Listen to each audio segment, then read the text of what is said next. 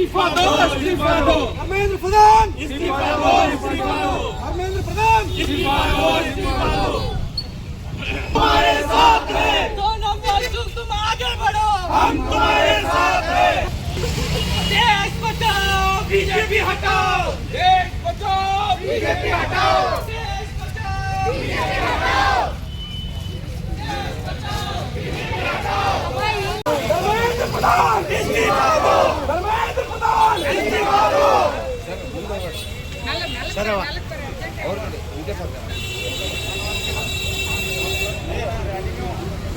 सोनम वांगचुक आगे बढ़ो, हम तुम्हारे साथ हैं। सोनम वांगचुक आगे बढ़ो, हम तुम्हारे साथ हैं। सोनम वांगचुक आगे बढ़ो, हम तुम्हारे साथ हैं। वो सरकार बदलनी है, जो सरकार निकम्मी है, वो सरकार बदलनी है, जो सरकार निकम्मी है, वो सरकार बदलनी है। धर्मेंद्र प्रधान धर्मेंद्र प्रधान धर्मेंद्र प्रधान धर्मेंद्र प्रधान धर्मेंद्र प्रधान धर्मेंद्र प्रधान। अरे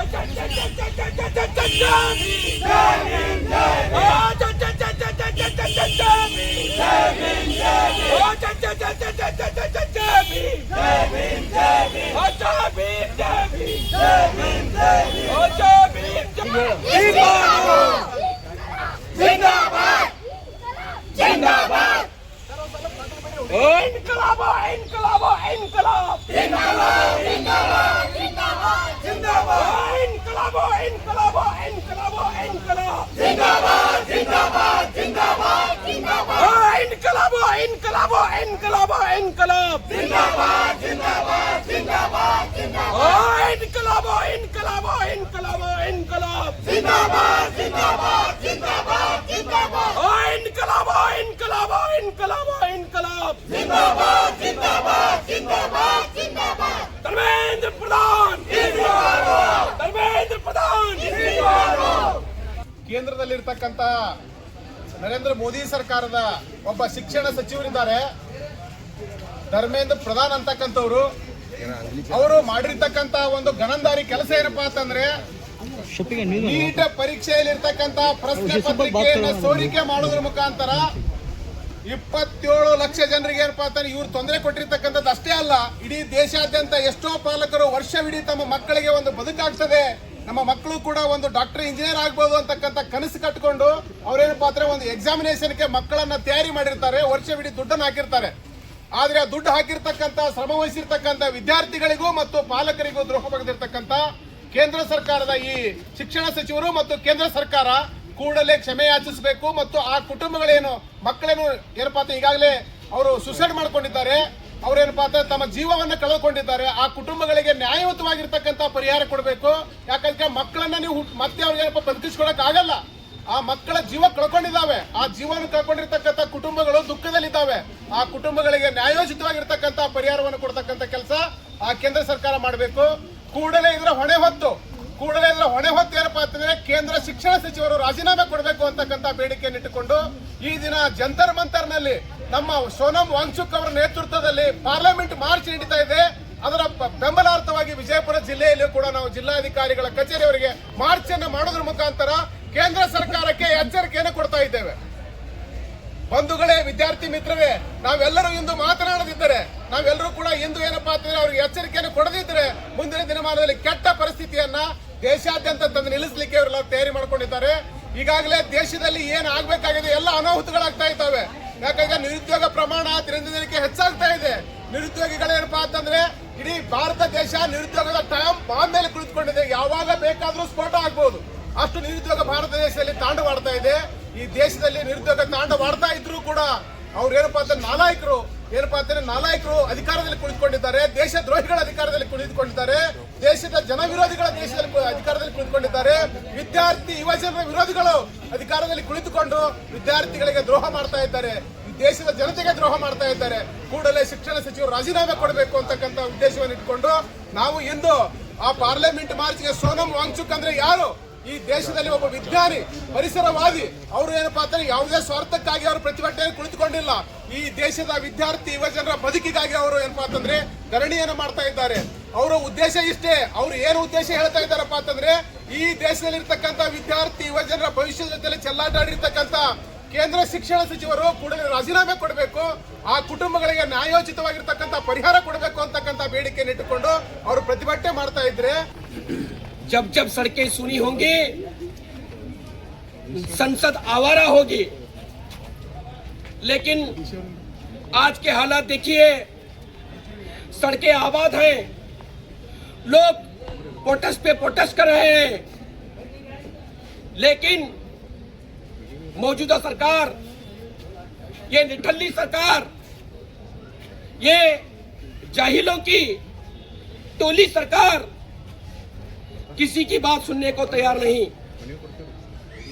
क्या हमें याद नहीं कि इस सरकार को बनाने वाले हम ही हैं? क्या केंद्र सरकार ये बात को भूल गई कि इन्हीं छात्राओं ने, इन्हीं लोगों ने इन सरकार को, इनको केंद्र में बिठाया है? अगर आने वाले दिनों में हमने इस प्रोटेस्ट से आगे बढ़ते हुए इस सरकार को बदलने का काम नहीं किया तो ये सरकार हमारी बात को अनसुना करके इसी तरह हमारे प्रोटेस्ट को खत्म करने का काम करेगी, कुचलने का काम करेगी। जिस तरह सोनम वांगचुक जी को जबरदस्ती उनका अनशन तोड़ने की कोशिश की गई, उन्हें स्टेज पर से भद्दी भद्दी गाली देकर डिपार्टमेंट ने, पुलिस डिपार्टमेंट ने उनका पूरा सहयोग किया। दिल्ली की पुलिस केंद्र के सरकार की हाथ की पुतली हो गई है। जिस तरह का केंद्र सरकार उनको ऑर्डर देती है, दिल्ली की पुलिस उसको फॉलो करते हुए लोगों के अधिकार का हनन कर रही है। क्या इनको इतना भी नहीं पता कि आने वाले दिनों में इनके भी बच्चे पढ़ेंगे, एमबीबीएस को जाएंगे, इंजीनियरिंग पढ़ेंगे और आगे बढ़ेंगे। जब देश का भविष्य ही इस तरह लाठियों के तले, पैरों के तले कुचला जाएगा, रोंदा जाएगा, तो देश कैसे आगे बढ़ेगा? मोदी जी, आपको शर्म आनी चाहिए। हमने क्या मांगा था? इन छात्रों ने क्या मांगा था? जिसकी जिम्मेदारी है दलिंदर प्रधान, जो एक जाहिल एजुकेशन मिनिस्टर है, उसका इस्तीफा ही तो मांगा था। जबकि पेपर लीक होने पर 20 से ज्यादा, ये तो सरकारी आंकड़ा है, गैर सरकारी आंकड़ा हजारों में जाएगा। 20 से 22 बच्चे जब खुदकुशी करने पर मजबूर होते हैं तो आपको समझ में आना चाहिए इसका जिम्मेदार कौन है। तुरंत हम चाहते हैं दलिंदर प्रधान का इस्तीफा अभी तुरंत हो, नहीं तो आने वाले दिनों में ये होराट सिर्फ बातों पर, सड़कों पर नहीं, संसद तक जाएगा। हम लोग संसद का घेराव करेंगे, संसद को चलने नहीं देंगे। ये जो सत्र चल रहा है, इस सत्र को पूरा नहीं होने देंगे। हमारी मांग है कि दलिंदर प्रधान तुरंत इस्तीफा देकर हम छात्राओं की मांग को पूरा करें, हम शिक्षकों की मांग को पूरा करें। हमें ये जो नीट का एग्जाम हुआ है उससे हम खुश नहीं हैं, उससे हम आगे चाहते हैं कि तुरंत इमीडिएटली धर्मेंद्र प्रधान का इस्तीफा हो। जय हिंद, जय कर्नाटक। ನಾನು ಮೊದಲು ನನ್ನ ತಾಯಿ ಭಾರತಾಂಬೆಯನ್ನು ನನ್ನ ಹೃದಯ ಮಂದಿರದಲ್ಲಿ ನೆನೆದುಕೊಳ್ಳುತ್ತೇನೆ. ನಾನು ಈಗ ಮಾತಾಡ್ತಾ ಇರೋದು ಯಾವುದೇ ಒಂದು ಧರ್ಮಕ್ಕಾಗಿ ಅಲ್ಲ, ಯಾವುದೇ ಒಂದು ಕಾಸ್ಟ್ಗೋಸ್ಕರ ಅಲ್ಲ, ಯಾವುದೇ ಒಂದು ಬಣ್ಣ, ವಿವಿಧ ರೀತಿಯ ನಮ್ಮ ದೇಶ ವೈವಿಧ್ಯತೆಯಲ್ಲಿ ಏಕತೆ ಅನ್ನುವ ದೇಶ. ಆದ್ದರಿಂದ ನಾನು ಇವತ್ತು ಹಿಂದೂ ಆಗಿ ಅಥವಾ ಯಾವುದೇ ಒಂದು ಬೇರೆ ಕಾಸ್ಟಿಂದಾಗಿ ಮಾತಾಡ್ತಾ ಇಲ್ಲ. ನಾನು ಒಬ್ಬ ಭಾರತೀಯನಾಗಿ ಭಾರತೀಯಳಾಗಿ ಈ ಭಾರತಕ್ಕಾಗಿ ಮಾತಾಡುತ್ತಿದ್ದೇನೆ. ಇವತ್ತು ನಮ್ಮ ದೇಶ ಪ್ರಜಾಪ್ರಭುತ್ವ ದೇಶ. ಆದರೆ ಪ್ರಜಾಪ್ರಭುತ್ವ ದೇಶ ಅಂದ್ರೆ ಏನು? ಪ್ರಜೆಗಳಿಂದ, ಪ್ರಜೆಗಳಿಗಾಗಿ, ಪ್ರಜೆಗಳೇ ನಡೆಸುವ ಸರ್ಕಾರ. ಆದರೆ ನಮ್ಮ ಪ್ರಜೆಗಳು ಅಂದರೆ ನಮ್ಮ ಸೋನಮ್ ವಾಂಗ್ಚುಕ್ ಸರ್ ಅವರು ಒಬ್ಬ ದೊಡ್ಡ ಸೈಂಟಿಸ್ಟ್. ಅವರು ಎಲ್ಲ ಸ್ಟೂಡೆಂಟ್ಗೋಸ್ಕರ ಇವತ್ತು ಒಂದು 10 ವರ್ಷದಲ್ಲಿ ಎಷ್ಟೋ ಪೇಪರ್ಗಳು ಲೀಕ್ ಆಗಿವೆ. ಆದರೆ ಯಾವ ಸರ್ಕಾರನೂ ಕೂಡ ಅದಕ್ಕೆ ಅಕೌಂಟಬಿಲಿಟಿ ಅಂತ ಕೊಡ್ತಾನೆ ಇಲ್ಲ. ನಾವು ಪ್ರಶ್ನೆ ಕೇಳಿದ್ರೆ ಅದಕ್ಕೆ ಉತ್ತರನೇ ಕೊಡ್ತಾ ಇಲ್ಲ. 21 ದಿವಸದಿಂದ ಸೋನಮ್ ವಾಂಗ್ಚುಕ್ ಅವರು ಆ ಒಂದು ಡೆಲ್ಲಿಯಲ್ಲಿ ಉಪವಾಸ ಕುಳಿತಿದ್ದಾರೆ. ಯಾವ ಒಂದು ನ್ಯೂಸ್ ಕೂಡ ಅದನ್ನು ಕವರ್ ಮಾಡಲಿಲ್ಲ. ಅದು ಹೆಂಗೆ ನಮಗೆ ಗೊತ್ತಾಯ್ತು ಅಂದ್ರೆ ಇನ್ಸ್ಟಾಗ್ರಾಮ್ ಮೂಲಕ ಇದ್ರ ಮೂಲಕ ಗೊತ್ತಾಯ್ತು. ಆದ್ರೆ ಒಬ್ಬ ಅಂಥ ದೊಡ್ಡ ಮನುಷ್ಯ, ಒಬ್ಬ ಸೈಂಟಿಸ್ಟ್, ಅವರು ನಮ್ಮ ದೇಶಕ್ಕೋಸ್ಕರ ಎಷ್ಟೆಲ್ಲಾ ಸೌಲಭ್ಯಗಳನ್ನು ಮಾಡಿದ್ದಾರೆ. ಮಿಲಿಟರಿಗಳಿಗೆ ಸೌಲಭ್ಯಗಳನ್ನು ಮಾಡಿದ್ದಾರೆ, ಅಲ್ಲಿರುವ ರೈತರಿಗೆ ಸೌಲಭ್ಯವನ್ನು ಮಾಡಿದ್ದಾರೆ, ನಮ್ಮ ದೇಶಕ್ಕಾಗಿ ಎಷ್ಟೋ ಇನ್ವೆನ್ಷನ್ಗಳನ್ನು ಮಾಡಿದ್ದಾರೆ. ಸೋನಂ ವಾಂಗ್ಚುಕ್ ಅವರಿಗೆ ಬೇರೆ ದೇಶದಲ್ಲಿ ಸಿಗುವಂತ ಗೌರವ ನಮ್ಮ ಈ ದೇಶದಲ್ಲಿ ಯಾರು ಕೊಡ್ತಾ ಇಲ್ಲ. ನಮ್ಮ ಮನೆಯಲ್ಲೇ ಚಿನ್ನ, ಮುತ್ತು ಮತ್ತು ರತ್ನವನ್ನು ಇಟ್ಟುಕೊಂಡು ಆ ಚಿನ್ನವನ್ನು, ಆ ಮುತ್ತನ್ನು, ಆ ರತ್ನವನ್ನು ನಮ್ಗೆ ಗುರುತಿಸ್ಲಿಕ್ಕೆ ಆಗ್ತಿಲ್ಲ. ಅಂತ ಒಬ್ಬ ದೊಡ್ಡ ಸೈಂಟಿಸ್ಟ್ ಉಪವಾಸ ಕೂಡ್ತಾರೆ. ತಮಗೋಸ್ಕರ ಕೂಡಂಗಿಲ್ಲ, ತಮ್ಮ ಮಕ್ಕಳಿಗೋಸ್ಕರ ಕೂಡಂಗಿಲ್ಲ, ತನ್ನ ಹೆಂಡತಿಗೋಸ್ಕರ ಕೂಡಂಗಿಲ್ಲ. ಅವರು ಉಪವಾಸ ಕೂಡ್ತಾ ಇರೋದು ನಮ್ಮ ದೇಶಕ್ಕಾಗಿ, ನಮ್ಮ ದೇಶದ ವಿದ್ಯಾರ್ಥಿಗಳ ಭವಿಷ್ಯಕ್ಕಾಗಿ, ನಮ್ಮ ದೇಶದ ಏನು ಯುವಕರಿದ್ದಾರಲ್ಲ, ಯುವತಿಯರಿದ್ದಾರಲ್ಲ, ಅವರಿಗೋಸ್ಕರ ಅವರು ಉಪವಾಸ ಕುಳಿತಿದ್ದಾರೆ. ಯಾವ ಒಂದು ನ್ಯೂಸ್ ಕೂಡ ಅದನ್ನ ಕವರ್ ಮಾಡಿಲ್ಲ. ಅದೇ ಯಾವಾಗ ಈ ಒಂದು ಏನು 20 ಜುಲೈಗೆ ಮಾರ್ಚ್ ನಡೆಯಲಿದೆ ಡೆಲ್ಲಿಗೆ ಅಂತ ಗೊತ್ತಾಯ್ತಲ್ಲ, ಅವಾಗ ಎಲ್ಲರೂ ಅವೇರ್ ಆದ್ರು. ಅವರಿಗೆ ಸರ್ಕಾರಕ್ಕೆ ಗೊತ್ತಾಯ್ತು ಇದು ಒಂದು ದೊಡ್ಡ ಮಾರ್ಚ್ ಆಗಲಿಕ್ಕೆ ಹೋಗುದಿದೆ, ನಮ್ಮ ಸರ್ಕಾರ ಬಿದ್ರು ಬೀಳ್ಬೋದು, ಧರ್ಮೇಂದ್ರ ಪ್ರಧಾನ್ ರೆಸಿಗ್ನೇಷನ್ ಮಾಡಿಸಿನೇ ಬಿಡ್ತಾರೆ ಇವರು ಅಂತ ಗೊತ್ತಾದ್ಮೇಲೆ ಒಂದಿನಾನು ಉಪವಾಸ ಕುಳಿತಿದ್ದಾರೆ. ಅಂದ್ರೆ ಒಂದಿನಾನು ಬಂದು ಯಾರು ಮಾತಾಡ್ಸ್ಲಿಲ್ಲ, ಯಾವ ಸರ್ಕಾರನು ಕೂಡ ಬಂದು ಮಾತಾಡ್ಸ್ಲಿಲ್ಲ. ನಿಮ್ಮ ಬೇಡಿಕೆ ಏನು, ನಿಮ್ಮ ಕಷ್ಟ ಏನು? ಅಲ್ಲ, ಇದು ಪ್ರಜಾಪ್ರಭುತ್ವ ದೇಶ ಅಲ್ವಾ? ಪ್ರಜೆಗಳಿಂದ ಪ್ರಜೆಗಳಿಗಾಗಿ ಪ್ರಜೆಗಳೇ ನಡೆಸುವ ಸರ್ಕಾರ ಅಲ್ಲ. ಪ್ರಜೆಗಳು ಬಂದು ಬೀದಿ ಮೇಲೆ ಕುಳಿತಿದ್ದಾರೆ ಅಂದ್ರೆ ಯಾವ ಒಂದು ಬಿಜೆಪಿ ಸರ್ಕಾರ ಬಂದು ನೋಡ್ತಾ ಇಲ್ಲ. ನರೇಂದ್ರ ಮೋದಿ ಅವರು ಬಂದು ನಿಮ್ಮ ಬೇಡಿಕೆ ಏನು, ನಿಮ್ಮ ಕಷ್ಟ ಏನು ಅಂತ ಕೇಳ್ತಾ ಇಲ್ಲ. ಆದ್ರೆ ಇದೇ ಒಂದು ಮಾರ್ಚ್ ಅಂದ್ರೆ ಇದೇ ಒಂದು ಏನು ಪ್ರೊಟೆಸ್ಟ್ ನಡೀತಾ ಇದೆಯಲ್ಲ, ಅದು ದೊಡ್ಡ ಮಟ್ಟಕ್ಕೆ ಹೋಗುತ್ತೆ ಅಂತ ಗೊತ್ತಾದ ಕೂಡಲೇ ಪೊಲೀಸರನ್ನ ಕಳಿಸ್ತಾರೆ. ಶಾಂತ ರೀತಿಯಿಂದಾಗಿ, ಶಾಂತಿ ಪ್ರಿಯವಾಗಿ, ಅಹಿಂಸೆಯಿಂದ ನಮ್ಮ ಸೋನಂ ವಾಂಗ್ಚುಕ್ ಅವರು ಉಪವಾಸಕ್ಕೆ ಕುಳಿತಿದ್ದಾಗ ಬರ್ತಾರೆ ಪೊಲೀಸರು, ಸ್ಟೇಜ್ ಬಗ್ಗೆ ಹೇಳ್ತಾರೆ, ಅಲ್ಲಿರುವ ಜನನ್ನೆಲ್ಲ ನುಗ್ಗಿಸಿ ಸೋನಂ ವಾಂಗ್ಚುಕ್ ಅವರ ಸುತ್ತೆಲ್ಲ ಒಂದು ಬಿಳಿ ಅರ್ಬಿನ ಹಾಕಿ ಶವಕ್ಕೆ ಎತ್ಕೊಂಡು ಹೋದಂತೆ ಹೋಗ್ತಾರೆ. ಅಲ್ಲ, ಅಂತ ಮುತ್ತು ಅಂತ ರತ್ನ ನಮ್ಮ ಸೋನಂ ವಾಂಗ್ಚುಕ್ ಅವರಿಗೆ ಒಂದು ಶವ ಎತ್ಕೊಂಡು ಒಯ್ದಂಗೆ ಒಯ್ತಾರೆ. ಈ ದೇಶದಲ್ಲಿ ಟ್ರಾನ್ಸ್ಪರೆನ್ಸಿ ಅಂತ ತರೋದು ಆಗ್ತಿರ್ಲಿಲ್ಲ ಅಂದ್ರೆ ನೀವು ರಾಜೀನಾಮೆ ಕೊಟ್ಬಿಡಿ, ನಿಮ್ ಕೈಯಿಂದ ಆಗ್ತಿಲ್ಲ ಅಂದ್ರೆ ಕೊಟ್ಬಿಡಿ ರಾಜೀನಾಮೆ. ಧರ್ಮೇಂದ್ರ ಪ್ರಧಾನ್ ರಾಜೀನಾಮೆ ಕೊಡಿ, ರಾಜೀನಾಮೆ ಕೊಡಿ. ಧರ್ಮೇಂದ್ರ ಪ್ರಧಾನ್, सोनम वांगचुक आप आगे बढ़ो, हम तुम्हारे साथ हैं। सोनम वांगचुक आप आगे बढ़ो, हम तुम्हारे साथ हैं। को बचाना होगा तो मोदी को हटाना होगा सबसे पहले।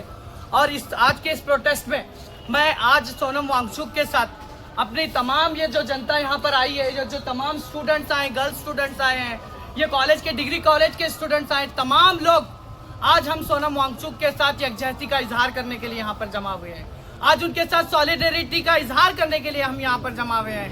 और आज के इस प्रोटेस्ट के जरिए मैं सोनम वांगचुक की हिम्मत की दाद देना चाहता हूँ। और आज इस प्रोटेस्ट के जरिए मैं सोनम वांगचुक को सल्यूट करना चाहता हूँ, जो ऐसे दुश्मन ताकतों के सामने, ऐसे फिस्ताई ताकतों के सामने निडर होकर, आंख से आंख मिलाकर, बेखौफ होकर, बिना झुके आज उनका मुकाबला कर रहे हैं। वो सोनम वांगचुक है।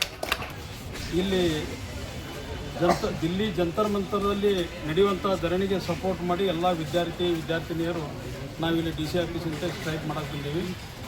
ಬಂಧುಗಳೇ,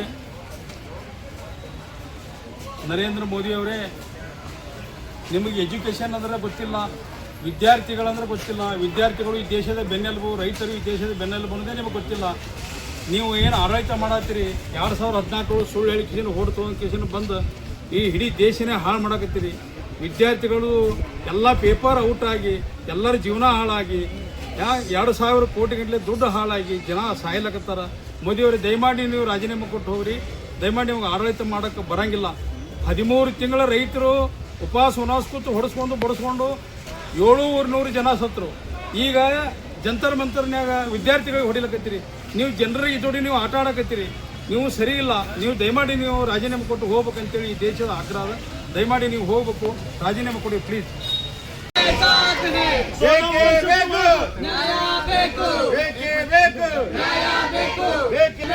धर्मेंद्र प्रधान, धर्मेंद्र प्रधान, धर्मेंद्र प्रधान, छात्रों को शिक्षा दे न सके जो वो सरकार निकम्मी है। छात्रों को शिक्षा दे न सके जो वो सरकार निकम्मी है। जो सरकार निकम्मी है वो सरकार बदलनी है। जो सरकार निकम्मी निकम्मी है वो सरकार बदलनी है, जो सरकार निकम्मी है वो सरकार बदलनी है। धर्मेंद्र प्रधान इस्तीफा दो, धर्मेंद्र प्रधान इस्तीफा दो, धर्मेंद्र प्रधान इस्तीफा दो।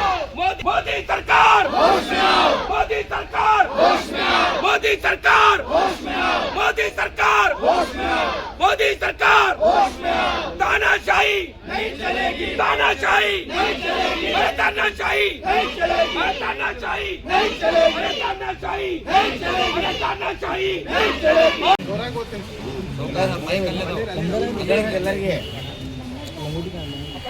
ಇರ್ತಕ್ಕಂತ ಒಬ್ಬ ಅಪರೂಪದ ವ್ಯಕ್ತಿತ್ವ ಅವರು ಇಂದು ವಿದ್ಯಾರ್ಥಿ ಯುವ ಜನರ ಪರವಾಗಿ ಒಂದು ದೊಡ್ಡ ಗಟ್ಟಿದನಿಯಾಗಿ ಒಂದು 20 ದಿನಗಳ ಕಾಲ ನಡೆದಿರ್ತಕ್ಕಂಥ ಏನು ಉಪವಾಸ ಸತ್ಯಾಗ್ರಹವನ್ನು ಅಂತ್ಯಗೊಳಿಸಲಿಕ್ಕೆ ಬಲವಂತವಾಗಿ ಕೇಂದ್ರ ಸರ್ಕಾರ ನಾಚಿಕೇಡಿ ಸರ್ಕಾರ ಮಾಡಿರ್ತಕ್ಕಂಥ ಕುತಂತ್ರವನ್ನು ಖಂಡಿಸಿ ಇವತ್ತು ಪಾರ್ಲಿಮೆಂಟ್ ಮಾರ್ಚ್ ಏನು ಮಾಡ್ತಾ ಇದೆ ಅಲ್ಲಿಯ ತಂಡ, ಅದಕ್ಕೆ ನಾವು ಬೆಂಬಲಿಸಿ ಇಂದು ವಿಜಯಪುರ ಜಿಲ್ಲಾ ಮಾರ್ಚ್ ಅನ್ನು ಮಾಡಿದ್ದೇವೆ. ದಲಿತ ವಿದ್ಯಾರ್ಥಿ ಪರಿಷತ್ತು ಹಾಗೂ ಎಂಎಂಡಿಸಿ ವಿಜಯಪುರ ಹಾಗೂ ಜನಪರ ಎಲ್ಲ ವಿದ್ಯಾರ್ಥಿ ಸಂಘಟನೆಗಳು ಒಟ್ಟುಗೂಡಿ ಮಾಡಿದ್ದೇವೆ.